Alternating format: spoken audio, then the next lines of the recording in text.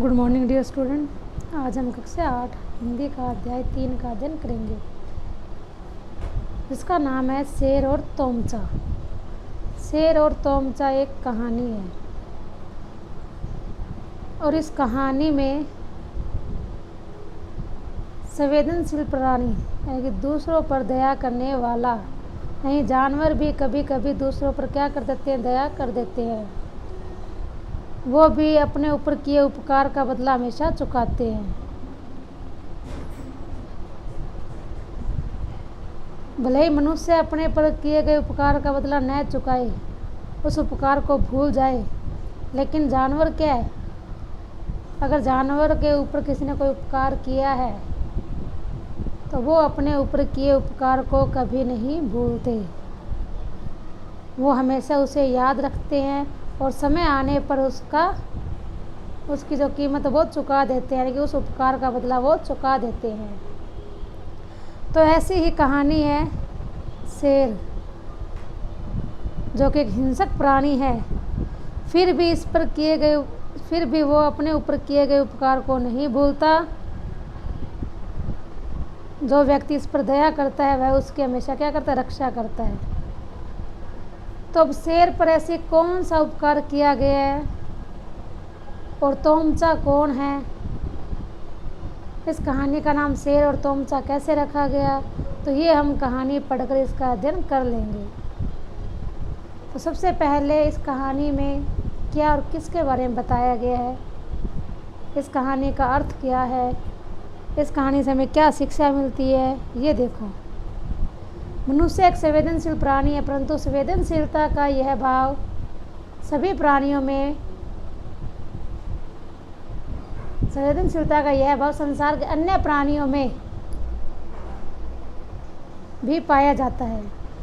यहाँ तक कि शेर जैसा हिंसक प्राणी भी अपने प्रति किए गए उपकार को नहीं भूलता। उपकार और प्रति उपकार की यह परंपरा धरती पर सदियों पूर्व से चली आ रही है।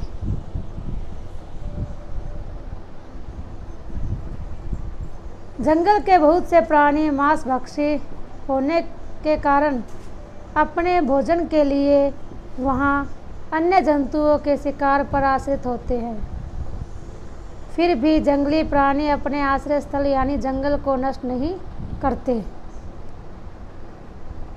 कि क्या यही बुद्धिमानी अपनाकर मनुष्य को अपनी धरती के पर्यावरण को बचाने का प्रयास नहीं करना चाहिए। जब जंगली जानवर अपने जहाँ वो रहते हैं अपने जंगल को नष्ट नहीं करते, अपने जंगल को कोई हानि नहीं पहुँचाते, तो मनुष्य क्या इतना प्रयास नहीं कर सकता कि वह अपने चारों ओर के वातावरण को, अपने चारों ओर के आवरण को, अपने चारों ओर की प्रकृति को नुकसान न पहुँचाए, उसे स्वच्छ रखे, उसकी रक्षा करे। क्या वो ऐसा प्रयास नहीं कर सकता? तो इसी के बारे में हम पढ़ेंगे। देखो, प्रस्तुत पाठ मणिपुर की एक लोक कथा है। अब ये कहानी है मणिपुर की।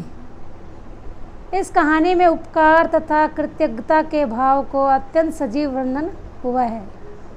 इस लोक कथा से हमें पता चलता है कि हिंसक पशुओं के मन में भी प्रति उपकार और कृतज्ञता के भाव होते हैं। प्रति उपकार भलाई के बदले भलाई देना, दया का भाव, आदर का भाव आदि ये भाव हिंसक पशुओं के मन में भी होते हैं। मनुष्य द्वारा किए गए उपकार के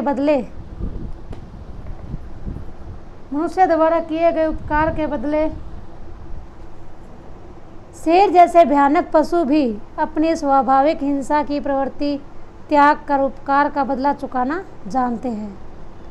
अब शेर जैसा हिंसक प्राणी कहीं नहीं देखा होगा, लेकिन वो भी क्या है, अपनी हिंसक प्रवृत्ति, अपनी हिंसक जैसी आदत को छोड़कर उपकार का बदला चुकाना जानता है। कि वो भी कभी उस पर किए गए उपकार को वो ज़रूर चुकाता है। प्राचीन काल में यातायात के साधन बहुत कम थे, मणिपुर चारों ओर पर्वतों से घिरा प्रदेश है, जिसे भारत से इम्फाल, सिलचर और इम्फाल दीमापुर की सड़कें जोड़ती है। इन दो के अलावा कोई सड़क नहीं है जो देश के अन्य भागों से मणिपुर को जोड़ती हो। उन दिनों तोमचा नामक एक युवक दूर दूर तक मणिपुर से बहुमूल्य वस्तुएं लेकर जाता था। बहुमूल्य यानी कि जिनकी कोई कीमत न हो, बहुत कीमती वस्तु लेकर जाता था और रुपया कमाकर कई महीनों बाद लौटा करता था। खूब रुपए कमाकर और उसके बाद वो कहा जाता था अपने घर जाया करता था। तोमचा लगभग 15 महीने के बाद माल बेचकर बड़ी खुशी से घर आ रहा था। इस बार की यात्रा में उसे काफ़ी लाभ हुआ, इसलिए वह बहुत प्रसन्न था। वह जल्दी से जल्दी घर पहुंचना चाहता था। एक के बाद एक पर्वत व घाटियां पार करता हुआ वह तेज कदमों से अपने नगर मोयराड की ओर बढ़ रहा था। एक रात उसने गांव में नागा जाति के मुखिया के यहाँ आश्रय लिया और बड़े सवेरे अपने घर की ओर चल पड़ा। प्रातःकाल का सूरज नोड़माईजिड पर्वत के पीछे से अपना लाल मुंह दिखा रहा था। पूर्व दिशा के आकाश में मानो किसी ने कुमकुम रोली बिखरा दी हो। सारा आकाश लाल लाल था। बसंत ऋतु की मस्त हवा चल रही थी और वह अपने परिवार के लोगों से मिलने के सपने संजोए आगे बढ़ रहा था। उसके कंधे पर भारी गठरी थी जिसमें स्वर्ण यानी कि सोने की मुद्राएं वह कुछ जरूरी सामान था। घने जंगल और पक्षियों की घनी चहचहाहट सुनाई दे रही थी। कहीं कठफोड़वा पेड़ में छेद कर रहा था तो उसकी चोंच की ठक ठक सुनाई दे रही थी, तो कहीं झिंगुरों की ध्वनि। पेड़ों की डालियों पर बुलबुल और मैना फुदक रही थी, तो कहीं कोयल की कूक सुनाई दे रही थी। वह सूरज ढलने से पूर्व इस पर्वत को पार करके विशनपुर गांव तक पहुंच जाना चाहता था। वह दोपहर तक चलता रहा। एक झरने के किनारे रुका। उसने कंधे से गठरी उतारी और कमर से खुखरी यानी कृपाण तलवार जिसे हम बोलते हैं निकालकर एक तरफ रखी। वहाँ नहाया धोया और उसके बाद वह बांस काटने लगा। उसने बांस का एक पोर काटा और उससे गिलास नुमा नलकी तैयार की। बांस काटने में उसके हाथ में चोट लग गई जिसमें से खून बह निकला।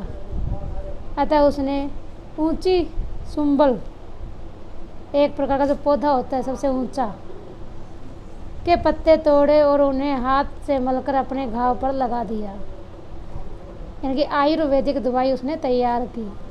खून का बहना रुक गया। तब उसने झरने से बांस की नलकी में पानी भरा और एक समतल जगह पर बैठा। गठरी खोलकर उसने उसमें से गुड़ चिवड़ा निकाला और बैठकर खाया। पानी पीकर उसने अपनी गठरी उठाई और फिर चल पड़ा। अब वह पहाड़ी की चोटी पर पहुंच चुका था। नीचे घाटी दिखाई दे रही थी। मन ही मन उसे विश्वास हो गया था कि अब आगे ढलान है और वह संध्या से पूर्व विशनपुर गांव पहुंच सकेगा जहां उसकी मौसी है। वह अभी कुछ दूर ही चला था कि पगडंडी के पास ही एक विशालकाय शेर बैठा दिखाई दिया। विशाल वो बहुत बड़े शरीर वाला शेर बैठा दिखाई दिया, किंतु शेर हिल डुल नहीं रहा था। भय के कारण उसे पसीना छूटने लगा। वह कांप उठा। उसका हाथ अचानक खुखरी पर चला गया। कुछ निर्णय लेने से पूर्व उसने इधर उधर देखा तो शेर से लगभग 100 गज की दूरी पर उसे एक बड़ा जंगली सूअर खड़ा दिखाई दिया। बनेले सूअर के मुंह पर हाथी जैसे पहने 2 दांत थे। सूअर का नाम क्या था? बनेले। शेर और सूअर की आंखें एक दूसरे पर गड़ी हुई थी। उसे यह समझने में देर न लगी कि शेर क्यों स्थिर होकर बैठा है। उसे बचपन में सुनी गई शेर और सूअर की कहानियाँ याद आ गई। उसे याद आया कि दोनों में से जो पहले हमला करता है वही जीतता है। पहले हमले के लिए किसी एक का ध्यान दूसरी ओर जाना जरूरी है। सूअर बच गया तो अपने पहने दांतों से मेरी टांगें तोड़ देगा और मेरे गिरने पर उन्हीं से मेरा पेट फाड़कर मार डालेगा। इसलिए उसने शेर की सहायता करने का निश्चय किया। तोमचा ने एक बड़ा सा पत्थर उठाया और पूरे वेग से सूअर के सिर पर दे मारा।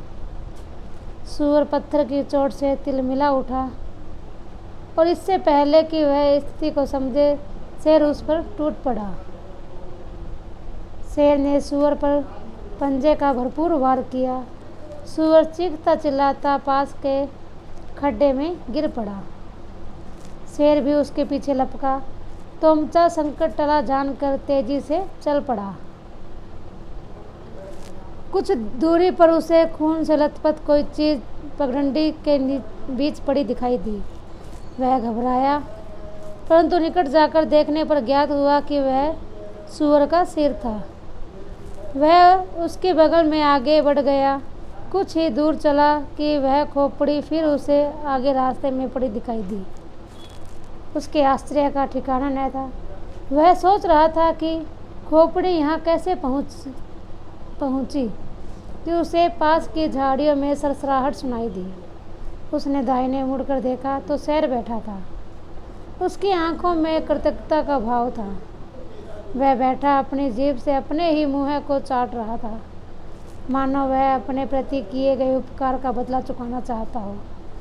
तोमचा ने परिस्थिति को समझा और शेर की ओर मुड़कर बोला, महाशय, मैं मनुष्य हूँ, यह मेरा खाद्य नहीं है, आप ही इसका भोग लगाइए। कहकर उसने शेर से विदा ली। किंतु यह क्या? शेर कभी आगे तो कभी उसके पीछे चलता रहा और उसने तोमचा को विशनपुर तक पहुंचाया। विशनपुर गांव आने पर शेर लौट गया। उसने उपकार का बदला चुका दिया। पशुओं में भी बुद्धि होती है, वे भी उपकार का बदला चुकाना जानते हैं। तो ये थी शेर और तोमचा की कहानी। हालांकि तोमचा ने शेर के सामने उस पर कोई उपकार नहीं किया, उसने तो पीछे से ही उस पर उपकार किया, लेकिन फिर भी शेर को इतना एहसास हुआ कि इसी ने मेरी जान बचाई है, इसी ने उस सूअर को घायल किया है। तो जब शेर जैसा हिंसक प्राणी अपने उपकार का बदला चुका सकता है, तो आप लोग तो मनुष्य हो, हम लोग तो मनुष्य हैं, तो हम अपने ऊपर किए उपकार को क्यों भूल जाते हैं? हम क्यों नहीं किसी की सहायता कर सकते? तो ये गुण बच्चों हम में भी होने चाहिए। उपकार की भावना हमारे अंदर भी होनी चाहिए, कृतज्ञता की भावना हमारे अंदर भी होनी चाहिए, दूसरों का आदर सम्मान करने जैसी भावना हमारे अंदर भी होनी चाहिए। तो आशा करती हूँ शेर और तोमचा कहानी से कुछ ना कुछ आपको ज़रूर सीखने को मिला होगा, और नहीं तो कम से कम उपकार का अर्थ ही आप लोगों को पता चल गया होगा कि उपकार का अर्थ क्या होता है। तो आप भी हमेशा दूसरों पर उपकार ही किया करो, न कि अपकार। धन्यवाद।